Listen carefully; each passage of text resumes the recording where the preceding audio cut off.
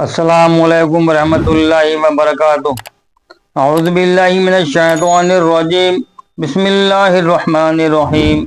नहमदुहु व नुसल्ली अला रसूलिहिल करीम।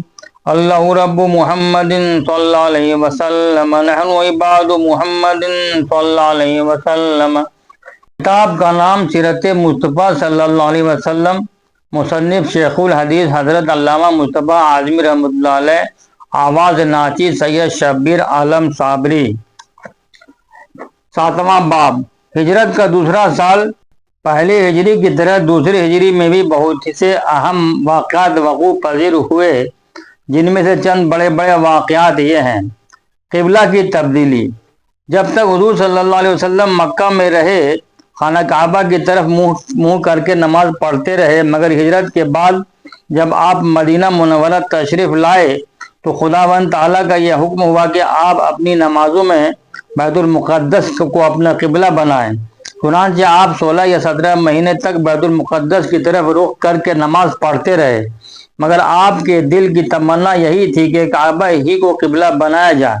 चुनांचे आप अक्सर आसमान की तरफ चेहरा उठा उठा कर इसके लिए वही इलाही का इंतज़ार फरमाते रहे, यहाँ तक कि एक दिन अल्लाह ताला ने अपने हबीब सल्लल्लाहु अलैहि वसल्लम की क़ल्बी आरज़ू पूरी फरमाने के लिए कुरान की यह आयत नाजिल फरमा दी, जिसका उर्दू तर्जुमा यह है, हम देख रहे हैं बार बार आपका आसमान की तरफ मुँह करना, तो हम ज़रूर आपको फेर देंगे इस क़िबला की तरफ जिसमें आपकी खुशी है, तो अभी आप फेर दीजिए अपना चेहरा मस्जिद हराम की तरफ। चुनांचे हुज़ूर अक़दस सल्लल्लाहु अलैहि वसल्लम कबीले बनी सलमा की मस्जिद में नमाज ज़ुहर पढ़ा रहे थे कि हालत नमाज ही में यह वही नाजिल हुई और नमाज ही में आपने बैतुल मुक़द्दस से मुड़कर खाने काबा की तरफ अपना चेहरा कर लिया और तमाम मुक़्तदियों ने भी आपकी पैरवी की। इस मस्जिद को जहाँ यह वाक़या पेश आया मस्जिदुल क़िबलतैन कहते हैं और आज भी यह तारीख़ी मस्जिद ज़ियारत गाह ख़ास व आम है, जो शहर मदीना से तकरीबन 2 किलोमीटर दूर जानिब शुमाल मग़रिब वाक़ है। इस क़िबला बदलने को तहवील क़िबला कहते हैं। तहवील क़िबला से यहूदियों को बड़ी सख्त तकलीफ़ पहुँची। जब तक हुज़ूर सल्लल्लाहु अलैहि वसल्लम बैतुल मुक़द्दस की तरफ रुख करके नमाज पढ़ते रहे तो यहूदी बहुत खुश थे और फ़ख्र के साथ कहा करते थे कि मोहम्मद सल्लल्लाहु अलैहि वसल्लम भी हमारे ही क़िबला की तरफ रुख करके इबादत करते हैं। मगर जब क़िबला बदल गया तो यहूदी इस कदर बरहम और नाराज़ हो गए कि वो ये ताना देने लगे कि मोहम्मद सल्लल्लाहु अलैहि वसल्लम चूँकि हर बात में हम लोगों की मुखालफत करते हैं, इसलिए इन्होंने महज हमारी मुखालफत में क़िबला बदल दिया है। इसी तरह मुनाफ़िकीन का गिरोह भी इस तरह की नुक्ताचीनी और किस्म किस्म के एतराज़ात करने लगा, तो इन दोनों गिरोहों की ज़ुबान बंदी और दहन दोज़ी के लिए खुदावंद करीम ने यह आयत नाजिल फरमाई कि उर्दू तर्जुमा है, अब कहेंगे बेवकूफ़ लोगों में से किसने फेर दिया मुसलमानों को इनके इस क़िबला से जिस पर वो थे। आप कह दीजिए कि पूरब पश्चिम सब अल्लाह ही का है, वो जिसे चाहे सीधी राह चलाता है। और ए महबूब, आप पहले जिस क़िबला पर थे हमने वो उसी लिए मुकर्रर किया था कि देखें कौन रसूल की पैरवी करता है और कौन उल्टे पांव फिर जाता है। और बिलाशुबा यह बड़ी भारी बात थी, मगर जिनको अल्लाह ताला ने हिदायत दे दी है इनके लिए कोई बड़ी बात नहीं। सूरह बकरा में पहली आयत में यहूदियों के एतराज़ का यह जवाब दिया गया कि खुदा की इबादत में क़िबला की कोई ख़ास जहत ज़रूरी नहीं है। इसकी इबादत के लिए पूरब पश्चिम उत्तर दक्षिण सब जहतें बराबर हैं। अल्लाह ताला जिस जहत को चाहे अपने बंदों के लिए क़िबला मुकर्रर फरमा दे, लिहाजा इस पर किसी को एतराज़ का कोई हक़ नहीं है। दूसरी आयत में मुनाफ़िकीन की ज़ुबानबंदी की गई है, जो तहवील क़िबला के बाद हर तरफ यह प्रोपगंडा करने लगे थे कि पैगम्बर इस्लाम तो अपने दीन के बारे में खुद ही मुतरद्दिद हैं, कभी बैतुल मुक़द्दस को क़िबला मानते हैं और कभी कहते हैं कि काबा क़िबला है। आयत में तहवील क़िबला की हिकमत बता दी गई है कि मुनाफ़िकीन जो महज नुमाइशी मुसलमान बनकर नमाज़ें पढ़ा करते थे, وہ قبلہ کے بدلتے ہی بدل گئے اور اسلام سے منحرف ہو گئے۔ اس طرح ظاہر ہو گیا کہ کون صادق الایمان ہے اور کون منافق، اور کون رسول اللہ صلی اللہ علیہ وسلم کی پیروی کرنے والا ہے اور کون دین سے پھر جانے والا۔ عام کتب تفسیر و سیرت۔ لڑائیوں کا سلسلہ۔ اب تک حضور صلی اللہ علیہ وسلم کو خدا کی طرف سے صرف یہ حکم تھا کہ دلائل اور مواضع حسنہ کے ذریعہ لوگوں کو اسلام کی دعوت دیتے رہیں، اور مسلمانوں کو کفار کی ایذاؤں پر صبر کا حکم تھا۔ اسی لیے کافروں نے مسلمانوں پر بڑے بڑے ظلم و ستم کے پہاڑ توڑے، مگر مسلمانوں نے انتقام کے لیے کبھی ہتھیار نہیں اٹھایا، بلکہ ہمیشہ صبر و تحمل کے ساتھ کفار کی ایذاؤں اور تکلیفوں کو برداشت کرتے رہے۔ لیکن ہجرت کے بعد جب سارا عرب اور یہودی ان مٹھی بھر مسلمانوں کے جانی دشمن ہو گئے اور ان مسلمانوں کو فنا کے گھاٹ اتار دینے کا عزم کر لیا، تو خداوند قدوس نے مسلمانوں کو یہ اجازت دی کہ جو لوگ تم سے جنگ کی ابتدا کریں ان سے تم بھی لڑ سکتے ہو۔ چنانچہ 12/02 ہجری تواریخ اسلام میں وہ یادگار دن ہے جس میں خداوند کریم نے مسلمانوں کو کفار کے مقابلہ میں تلوار اٹھانے کی اجازت دی اور یہ آیت نازل فرمائی کہ اذن للذین یقاتلون بانہم ظلموا وان اللہ علی نصرہم لقدیر۔ اس کا اردو ترجمہ یہ ہوا، جن سے لڑائی کی جاتی ہے مسلمان ان کو بھی اب لڑنے کی اجازت دی جاتی ہے، کیونکہ وہ مسلمان مظلوم ہیں اور خدا ان کی مدد پر یقیناً قادر ہے۔ حضرت امام محمد بن شہاب ظہری علیہ رحمہ کا قول ہے کہ جہاد کی اجازت کے بارے میں یہی وہ آیت ہے جو سب سے پہلے نازل ہوئی، مگر تفسیر ابن جریر میں یہ ہے کہ جہاد کے بارے میں سب سے پہلے جو آیت اتری وہ یہ ہے، وَقَاتِلُوا فِي سَبِيلِ اللَّهِ الَّذِينَ يُقَاتِلُونَكُمْ، خدا کی راہ میں ان لوگوں سے لڑو جو تم لوگوں سے لڑتے ہیں۔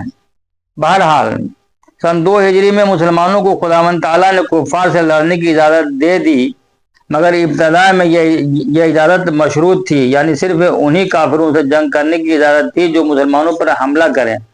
مسلمانوں کو ابھی تک اس کی اجازت نہیں ملی تھی کہ وہ جنگ میں اپنی طرف سے پہل کریں، لیکن حق واضح ہو جانے اور باطل ظاہر ہو جانے کے بعد چونکہ تبلیغ حق اور احکام الہی کی نشر و اشاعت حضور صلی اللہ علیہ وسلم پر فرض تھی، اس لیے تمام ان کفار سے جو عناد کے طور پر حق کو قبول کرنے سے انکار کرتے تھے جہاد کا حکم نازل ہو گیا، خواہ وہ مسلمانوں سے لڑنے میں پہل کریں یا نہ کریں، کیونکہ حق کے ظاہر ہو جانے کے بعد حق کو قبول کرنے کے لیے مجبور کرنا اور باطل کو جبراً ترک کرانا یہ عین حکمت اور بنی نوع انسان کی صلاح و فلاح کے لیے انتہائی ضروری تھا۔ بہرحال اس میں کوئی شک نہیں کہ ہجرت کے بعد جتنی لڑائیاں بھی ہوئیں، اگر پورے ماحول کو گہری نگاہ سے بغور دیکھا جائے تو یہی ظاہر ہوتا ہے کہ یہ سب لڑائیاں کفار کی طرف سے مسلمانوں کے سر پر مسلط کی گئیں اور غریب مسلمان بندرجہ مجبوری تلوار اٹھانے پر مجبور ہوئے۔ مثلاً مندرجہ ذیل چند واقعات پر ذرا تنقیدی نگاہ سے نظر ڈالیے۔ نمبر 1، حضور صلی اللہ علیہ وسلم اور آپ کے اصحاب اپنا سب کچھ مکہ میں چھوڑ کر انتہائی بے کسی کے عالم مدینہ چلے آئے تھے۔ چاہیے تو یہ تھا کہ کفار مکہ اب اطمینان سے بیٹھ رہتے کہ ان کے دشمن یعنی رحمت عالم صلی اللہ علیہ وسلم اور مسلمان ان کے شہر سے نکل گئے، مگر ہوا یہ کہ ان کافروں کے غیظ و غضب کا پارا اتنا چڑھ گیا کہ اب یہ لوگ اہل مدینہ کے بھی دشمن جان بن گئے۔ چنانچہ ہجرت کے چند روز بعد کفار مکہ نے رئیس انصار عبداللہ بن ابی کے پاس دھمکیوں سے بھرا ہوا ایک خط بھیجا۔ عبداللہ بن ابی وہ شخص ہے کہ واقعہ ہجرت سے پہلے تمام مدینہ والوں نے اس کو اپنا بادشاہ مان کر اس کی تاج پوشی کی تیاری کر لی تھی، مگر حضور صلی اللہ علیہ وسلم کے مدینہ تشریف لانے کے بعد یہ اسکیم ختم ہو گئی۔ چنانچہ اسی غم و غصہ میں عبداللہ بن ابی عمر بھر منافقوں کا سردار بن کر اسلام کی بیخ کنی کرتا رہا اور اسلام و مسلمانوں کے خلاف طرح طرح کی سازشوں میں مصروف رہا۔ بخاری باب التسلیم مجلس فیہ اخلاق جلد نمبر 2 صفحہ نمبر 924۔ بہرکیف کفار مکہ نے اس دشمن اسلام کے نام جو خط لکھا، اس کا مضمون یہ ہے کہ تم نے ہمارے آدمی محمد صلی اللہ علیہ وسلم کو اپنے یہاں پناہ دے رکھی ہے۔ ہم خدا کی قسم کھا کر کہتے ہیں کہ یا تو تم لوگ ان کو قتل کر دو یا مدینہ سے نکال دو، ورنہ ہم سب لوگ تم پر حملہ کر دیں گے اور تمہارے تمام لڑنے والے جوانوں کو قتل کر کے تمہاری عورتوں پر تصرف کریں گے۔ ابو داؤد جلد نمبر 2 صفحہ نمبر 67، باب فی خبر النذیر۔ جب حضور صلی اللہ علیہ وسلم کو کفار مکہ کے اس تہدید آمیز اور خوفناک خط کی خبر معلوم ہوئی تو آپ نے عبداللہ بن ابی سے ملاقات فرمائی اور ارشاد فرمایا کہ کیا تم اپنے بھائیوں اور بیٹوں کو قتل کرو گے؟ کیونکہ اکثر انصار دامن اسلام میں آ چکے تھے، اس لیے عبداللہ بن ابی نے اس نکتہ کو سمجھ لیا اور کفار مکہ کے حکم پر عمل نہیں کر سکا۔ نمبر 2، ٹھیک اسی زمانے میں حضرت سعد بن معاذ رضی اللہ عنہ جو قبیلہ اوس کے سردار تھے، عمرہ ادا کرنے کے لیے مدینہ سے مکہ گئے اور پرانے تعلقات کی بنا پر امیہ بن خلف کے مکان پر قیام کیا۔ جب امیہ ٹھیک دوپہر کے وقت ان کو ساتھ لے کر طواف کعبہ کے لیے گیا تو اتفاق سے ابو جہل سامنے آ گیا اور ڈانٹ کر کہا کہ اے امیہ، یہ تمہارے ساتھ کون ہے؟ امیہ نے کہا کہ یہ مدینہ کے رہنے والے سعد بن معاذ ہیں۔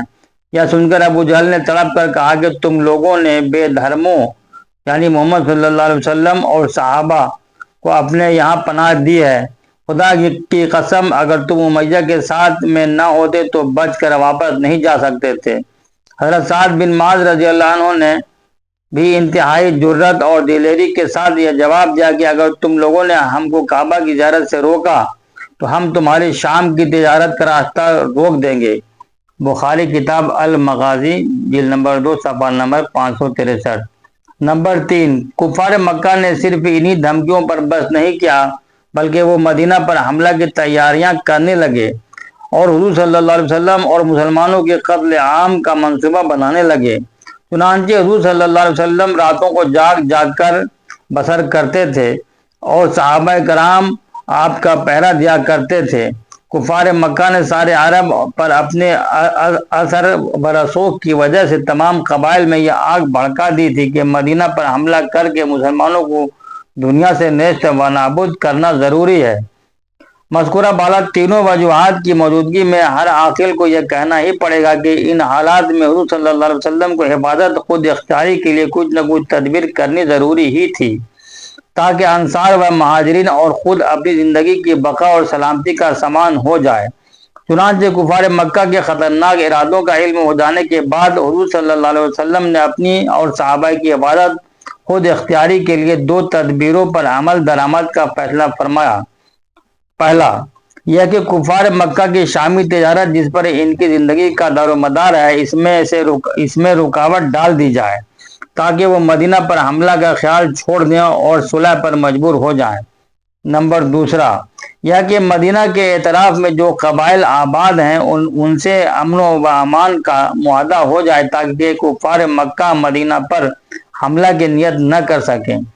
چنانچہ حضور صلی اللہ علیہ وسلم نے انہی 2 تدبیروں کے پیش نظر صحابہ کرام کے چھوٹے چھوٹے لشکروں کو مدینہ کی طرف میں بھیجنا شروع کر دیا اور بعض لشکروں کے ساتھ خود بھی تشریف لے گئے۔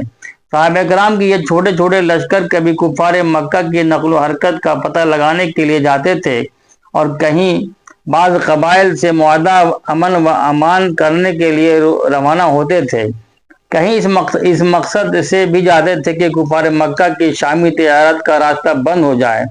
اسی سلسلہ میں کفار مکہ اور ان کے حلیفوں سے مسلمانوں کا ٹکراؤ شروع ہوا اور چھوٹی بڑی لڑائیوں کا سلسلہ شروع ہو گیا۔ انہی لڑائیوں کو تاریخ اسلام میں غزوات بسرایا کے عنوان سے بیان کیا گیا ہے۔ انشاءاللہ رحمان باقی اگلے ایپیسوڈ میں۔ خدا حافظ۔